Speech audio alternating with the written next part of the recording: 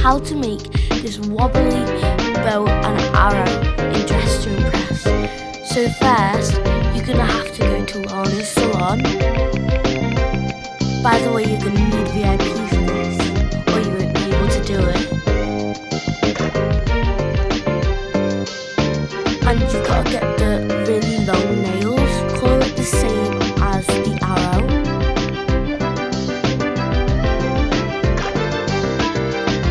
Then go to VIP and get the bow and arrow.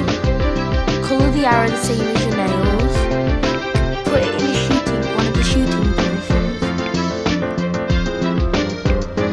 And you can colour the rest how you want, but then you're going to have to get the heart.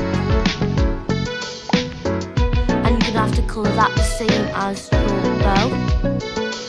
And then it looks like you're wobbling your arrow, and you've got like other arrows as well, and that's how you do it. Thanks for watching, see you in the next video. Bye guys.